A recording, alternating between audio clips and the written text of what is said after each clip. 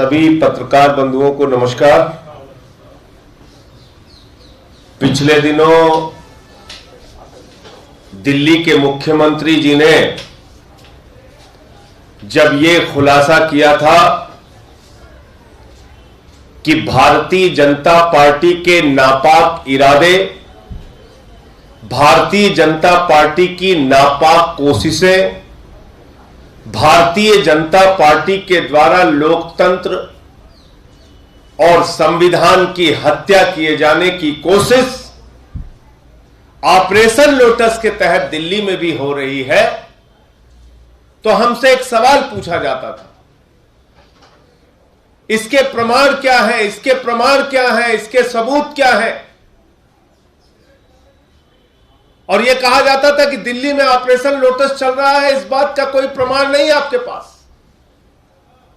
और उस वक्त भी हमने कहा था कि समय आने पर प्रमाण हम लोग देंगे। और आज तेलंगाना के अंदर भारतीय जनता पार्टी के द्वारा जो ऑपरेशन लोटस चलाया जा रहा था, भारतीय जनता पार्टी के द्वारा जो विधायकों की खरीद फरोख्त की जा रही थी, 100 करोड़ रुपए, 50 करोड़ रुपए, 25 करोड़ रुपए का ऑफर देकर उस तेलंगाना राज्य में सरकार गिराने की कोशिश की जा रही थी, जहां पर कि बीजेपी के मात्र 3 विधायक हैं, 3 विधायक, टीआरएस के 104 विधायक हैं, बीजेपी के मात्र 3 विधायक हैं। और लोकतंत्र की हत्या करने की इनकी सोच और साजिश देखिए कि जिस राज्य में मात्र 3 विधायक हैं, उस तेलंगाना की भी सरकार गिराने की ये कोशिश कर रहे हैं। और कितना दाम लगा रहे हैं? विधायकों की बोली लगा रहे हैं 100 करोड़, 50 करोड़, 25 करोड़, 40 करोड़। दिल्ली में हमसे कहते थे, अरे भाई आपकी 62 है, ऐसे थोड़ी आपको कोई सरकार आपकी गिरा देगा। तो खुद जो भारतीय जनता पार्टी का विधायक तोड़ने वाला दलाल है, वो दलाल कह रहा है कि हमने 43 विधायकों को तोड़ने की दिल्ली के अंदर पूरी तैयारी कर ली है। ये मैं नहीं कह रहा हूं, ये भारतीय जनता पार्टी।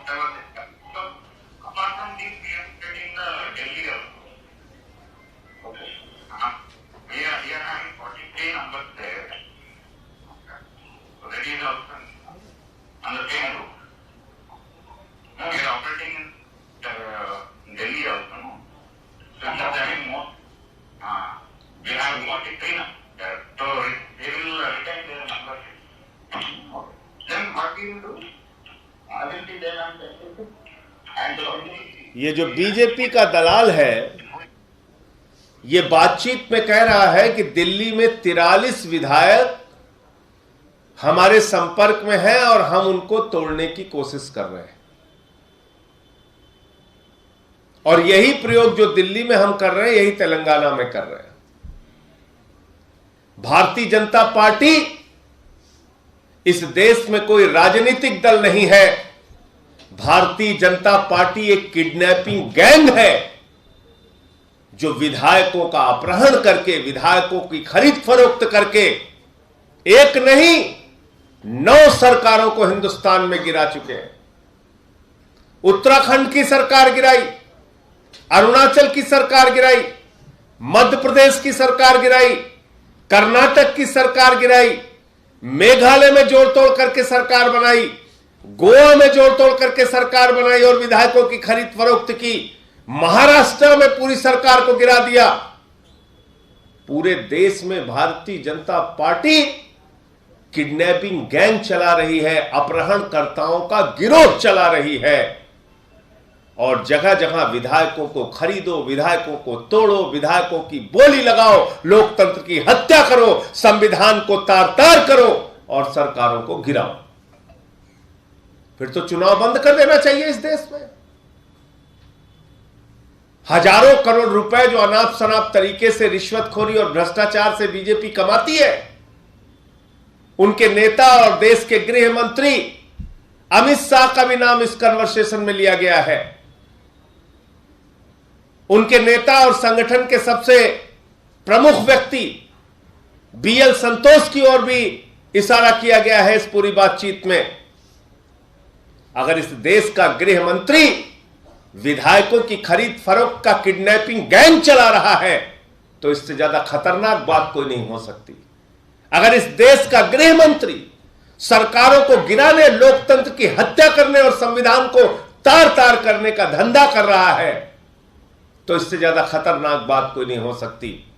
सबसे पहले गृह मंत्री की गिरफ्तारी करके पूछताछ होनी चाहिए कि विधायकों की खरीद फरोख्त और 43 विधायकों को दिल्ली में खरीदने के लिए कम से कम अगर 25 करोड़ रुपए भी मान लो तो 1075 करोड़ रुपए अमित शाह ने कहां रखा है, इसकी जांच होनी चाहिए। इस बातचीत में ऑडियो को सुनेंगे, ये बीजेपी का दलाल ये साफ तौर पे कह रहा है कि ईडी हो, सीबीआई हो, इनकम टैक्स हो, सारी जांच एजेंसियां जो हैं वो उनकी जेब में है और सब कुछ मैनेज हो जाएगा। ये हो रहा है। आप तेलंगाना में सरकार गिरा रहे हैं जहां पे 104 विधायक टीआरएस के, 3 विधायक बीजेपी के, वो सरकार गिरा रहे हैं। 9 राज्यों की सरकार आप गिरा चुके पूरे देश में। तो इसलिए आज जो लोग ये सवाल पूछते थे, मीडिया के लोग, कहां है सबूत, कहां है प्रमाण, ये जो 3 भाजपा के दलाल पकड़े गए हैं और उनका एक एक नाम करके मैं परिचय कराऊंगा। ये तीनों जो पकड़े गए हैं इनके माध्यम से खुलासा हुआ कि दरअसल दिल्ली में भी यह ऑपरेशन लोटस चला रहे थे, लेकिन अरविंद केजरीवाल जी ने सही समय पर आकर इसका विरोध किया, हमारे विधायकों ने सही समय पर आकर इसका विरोध किया। पंजाब में ऑपरेशन लोटस चला रहे थे, वहां की सरकार ने और वहां के विधायकों ने सामने आकर इसका विरोध किया। आम आदमी पार्टी ने इसका विरोध किया, जिसके कारण से इनका ऑपरेशन लोटस दिल्ली और पंजाब में विफल हो गया और अब तेलंगाना में वही ऑपरेशन लोटस, वही दलाली का धंधा, वही विधायकों की किडनैपिंग और खरीदने का काम भारतीय जनता पार्टी अपने गृह मंत्री के नेतृत्व में कर रही है। और इसलिए मैं ये मांग करता हूं कि जब अब भाजपा कोई राजनीतिक दल बचा ही नहीं, जब भाजपा 9 सरकारों को गिराने वाला एक किडनैपिंग गैंग बन गया है, जब भाजपा विधायकों को खरीद फरोख्त करके, तोड़फोड़ करके लोकतंत्र और संविधान की हत्या करने वाला एक समूह बन गया है, तो भारत के चुनाव आयोग को भारतीय जनता पार्टी की मान्यता तत्काल रद्द करनी चाहिए। भारतीय जनता पार्टी को एक राजनीतिक दल कहे जाने का अधिकार नहीं है और देश के गृह मंत्री को, अमित शाह जी को गिरफ्तार करके पूछताछ होनी चाहिए कि इस तेलंगाना के ऑपरेशन में 1075 करोड़ रुपए दिल्ली का जो 43 विधायकों को खरीदने का है, तेलंगाना में जो ऑपरेशन हुआ है, वहां जो ऑपरेशन लोटस पकड़ा गया है, इसके सबके पीछे उनकी क्या साजिश, क्या रणनीति, किस किस प्रकार के गुनाह वो कर रहे थे। ये 3 नाम है, ये तीनों नाम मैं आपको एक एक करके बता रहा हूं। ये जो 3 लोग पकड़े गए हैं इनका परिचय आपसे करा रहा हूं और इनकी फोटो बीजेपी के किन किन नेताओं के साथ है वो भी मैं आपको एक एक करके बता रहा हूं। इसमें जो लोग पकड़े गए हैं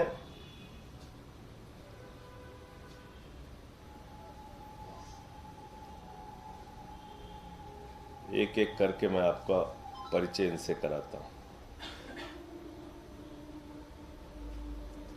ये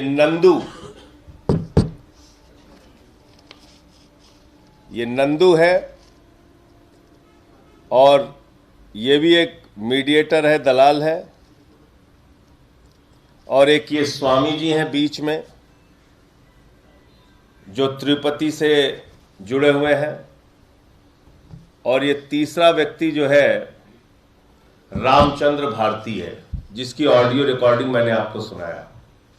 ये 3 दलाल हैं जो तेलंगाना में पकड़े गए हैं।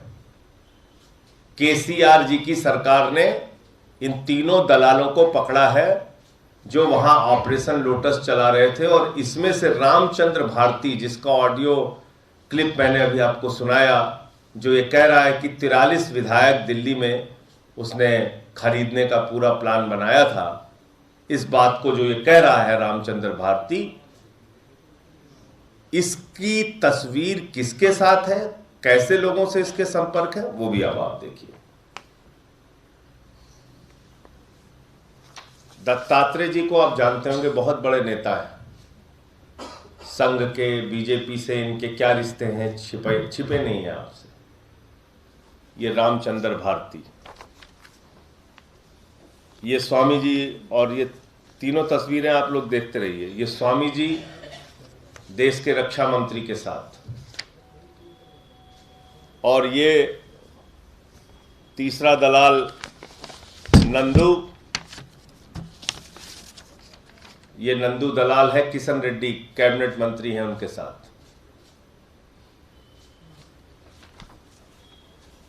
तो बीजेपी जहां जीत नहीं पाती वहां अपना किडनैपिंग गैंग सक्रिय कर देती है। महाराष्ट्र, मध्य प्रदेश, कर्नाटक, मैंने बताया बहुत सारे उदाहरण। ईडी, सीबीआई, पुलिस सब इनके जेब में रहती है। तो इस देश का लोकतंत्र बचेगा कैसे? इस देश का संविधान बचेगा कैसे? सरकारें बचेंगी कैसे? जब देश की कानून व्यवस्था की सबसे बड़ी जिम्मेदारी जिस व्यक्ति के कंधे पे है, देश का गृह मंत्री, जब उसके नेतृत्व में यह खरीद फरोख्त का धंधा चल रहा है पूरे देश के अंदर, तो आप मुझे बताइए कि कैसे सरकारें चलेंगी, कैसे सरकारें बचेंगी? और यही कारण है कि दिल्ली में हमारे नेताओं पे तमाम फर्जी मुकदमे, ईडी के, सीबीआई के, तमाम दिल्ली पुलिस के मुकदमे किए जाते हैं, सिर्फ और सिर्फ सरकार गिराने और दबाव बनाने के लिए। मैं मांग करता हूं चुनाव आयोग से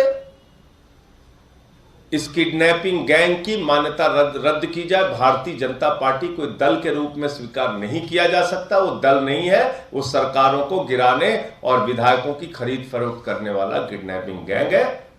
देश के गृह मंत्री को गिरफ्तार करके उनसे पूछताछ की जाए कि ये तेलंगाना का ऑपरेशन लोटस, दिल्ली का ऑपरेशन लोटस और पंजाब का ऑपरेशन लोटस चलाने में उनकी क्या भूमिका है, जो इस ऑडियो क्लिप में सामने आ रही है।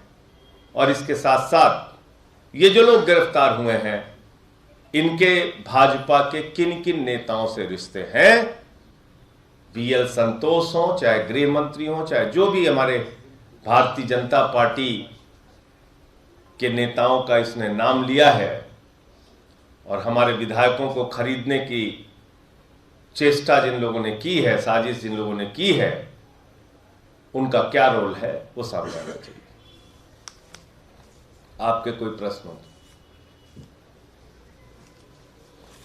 सर, पहले भी आरोप लगे हैं, मनीष सिसोदिया ने भी बोला है कि मुझे भी खरीदने की कोशिश की गई। तो क्या ये उसी का पार्ट आपको लग रहा है कि इसी में जो 43 विधायकों की बात चल रही है वही विधायक हैं? निश्चित रूप से वही ऑपरेशन है जो अभी तेलंगाना में पकड़ लिया गया। दिल्ली में हम लोग समय रहते जग गए। हमारे विधायकों ने मीडिया के सामने आके इनकी इस पूरी किडनैपिंग गैंग की साजिश का खुलासा कर दिया। पंजाब में हमारे विधायकों ने इसका खुलासा कर दिया। काम दरअसल यही कर रहे हैं ये हर जगह। या तो इनकी सरकार बना दो, और सरकार नहीं बनाओगे तो सरकारों को खरीद फरोख्त करके गिरा देंगे। सर, गुजरात में यूसीसी लाने की बात चल रही है। चुनावों के ठीक पहले यूनिफॉर्म सिविल कोड की बात हो रही है। आपको लगता है कि चुनाव की एजेंडा है? ये अभी आपके माध्यम से मुझे जानकारी हुई, मुझे पता नहीं है क्या मामला है ये। एक मामला एलजी से जुड़ा है, जो फाइल की बात कर रहे थे, रेड लाइट ऑन गाड़ी ऑफ, वो वापस लौटा दी है। कहा है कि आप शोषण कर रहे हैं, जो वॉलंटियर्स है उनका इसमें कुछ अब तक हुआ नहीं है, कोई फायदा होता नहीं है, तो दोबारा से इसको दोबारा भेज दिया है सरकार को, जिन्हें बहुत सारी बातें की। देखिए, इस देश में कई तरह की बीमारी फैली हुई है, डेंगू की, मलेरिया की, तमाम तरीके के वायरल फीवर की। तो मैं ये मानता हूँ कि हमारे एलजी साहब स्वस्थ रहें और उनको इनमें से कोई बीमारी ना पकड़े, लेकिन उनको एक बीमारी ने पकड़ लिया है, अब उसका इलाज नहीं मिल रहा है। वो एक लाइलाज बीमारी के शिकार हो गए हैं हमारे एलजी साहब। उनका इलाज कैसे होगा, कहां होगा, मुझे इस बात की चिंता है। और उस बीमारी का नाम है छपास बीमारी। उस छपास बीमारी के तहत एलजी साहब को अगर आप कहिए कि साहब सुबह है तो कहेंगे नहीं नहीं रात है, आप कहिए रात है तो कहेंगे नहीं नहीं बड़ी धूप हुई है। तो उनको एक छपास की बीमारी है। अब उस बीमारी का इलाज डेंगू, मलेरिया, वायरल फीवर, इन सब का तो इलाज है, सारे लोग उस काम में जुटे हुए हैं, लेकिन जो उनकी छपास की बीमारी है उसका कोई इलाज नहीं मिल रहा है। अब कैसे होगा, मैं तो प्रभु से प्रार्थना करता हूं कि उनकी छपास की बीमारी का इलाज करे और दिल्ली की प्रगति में वो थोड़ा बहुत काम करे तो अच्छा रहेगा। मतलब मैं एक ऐसा एलजी देख रहा हूं दिल्ली में जो प्रदूषण के समर्थन में खड़े हैं, कह रहे नहीं प्रदूषण तो होना ही चाहिए, ये सारी चीजों का हम विरोध करेंगे, कैसे दिल्ली में प्रदूषण बढ़ेगा उसकी चिंता हमारे एलजी साहब को सता रही है। तो ये तो बड़ी अजीब बात है कि जो दिल्ली की जनता के हित में फैसले हैं उसके भी खिलाफ खड़े हो जाते हैं। कभी छठ पूजा के खिलाफ खड़े हो जाएंगे, कभी रेड लाइट पर ऑन ऑफ की स्कीम के खिलाफ खड़े हो जाएंगे। पूरे फिर से मैं कह रहा हूं मकसद वही है, छपास।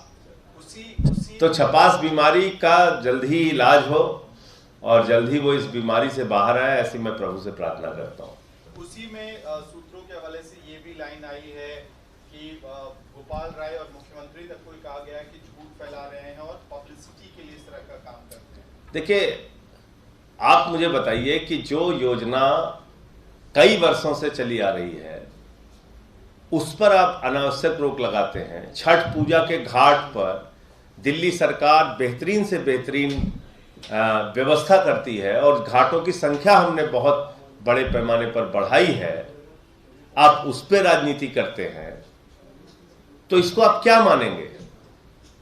दिल्ली प्रदूषण मुक्त रहना चाहिए या नहीं रहना चाहिए? दिल्ली को प्रदूषण मुक्त बनाने के लिए हमारी सरकार कुछ अच्छे कदम उठाए या ना उठाए? और अगर उसमें अड़ंगा लगा रहे हैं एलजी साहब तो मैं तो फिर वही कहूंगा कि उनको छपास की बीमारी है, उसका इलाज मिल नहीं रहा है। धन्यवाद। संजय जी, गुजरात चुनाव से ठीक पहले एक प्रक्रिया निकल करके सामने आई कि स्थानीय उम्मीदवार को अब मुख्यमंत्री बनाया जाएगा चेहरे के तौर पर। तो एक बात निकल करके भाजपा समर्थकों के तरीके ये आ रही है कि कोई नाम पहले से सुझाया नहीं जा रहा था, तो केवल और केवल इसका टाल मटोल करने के लिए ये प्रक्रिया अपनाई जा रही है। नहीं, तो यही प्रक्रिया हम लोगों ने पंजाब में भी अपनाई थी और इस प्रक्रिया के तहत भगवंत मान जी का नाम आया और वो वहाँ के चेहरे बने, मुख्यमंत्री बने, 92 सीटें आईं। तो गुजरात में भी यही प्रक्रिया अपनाई जा रही है, आने दीजिए नाम निकल कर। बहुत धन्यवाद। एक और सवाल है, अनिल चौधरी जी ने आज आम आदमी पार्टी कार्यालय पे प्रदर्शन किया है, सूप और कुछ व्रती महिलाएं आकर के प्रदर्शन कर रही थी। ये प्रदर्शन था कि 1100 घाटों की व्यवस्था जो है वो ठीक तरीके से नहीं की गई। पहली बात तो उनको ये बताना चाहिए कि कांग्रेस के समय में कितने घाट थे यहाँ पे, क्या व्यवस्थाएं थी, किस प्रकार की भाषा पूर्वांचलियों के लिए। शीला दीक्षित जी जो अब इस समय दुनिया में नहीं है, मैं पूरे सम्मान के साथ कह रहा हूँ, आपके आर्काइव पे पड़ा है, उठा के देख लीजिए क्या बोलते थे हम लोगों के बारे में। पूर्वांचलियों का कितना सम्मान पिछली सरकारों ने किया और भाजपा सरकारों में कितना सम्मान पूर्वांचलियों का हुआ है, ये बताने की जरूरत है क्या? महाराष्ट्र में जब बीजेपी की सरकार रही, गुजरात में जब बीजेपी की सरकार है काफी लंबे समय से, हमारे लोगों को तो वहां मार मार के भगाया जाता है। तो इसलिए ये इसको अनावश्यक मुद्दा बनाएंगे। हमें तो याद है पिछली बार मैं खुद गया था सौरभ भारद्वाज जी के इलाके में, वहां पर भारतीय जनता पार्टी के पार्षद ने हमारे छठी मैया का घाट तोड़ दिया।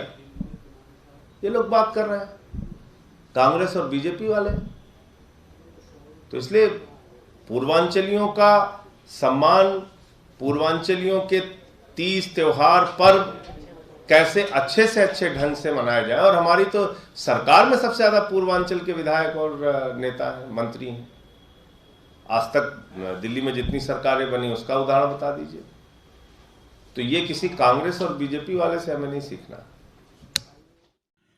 नमस्कार दोस्तों, बीसीआर न्यूज़ में आपका स्वागत है। मैं हूं आपका होस्ट एंड दोस्त अजय शास्त्री। उम्मीद है आपको ये हमारा वीडियो अच्छा लगा होगा, तो आप इसको शेयर कीजिए और लाइक कीजिए और साथ साथ हमारे चैनल को सब्सक्राइब भी कीजिए। जी हाँ, ऐसे ही नए वीडियो के साथ फिर आपके साथ हाजिर होंगे।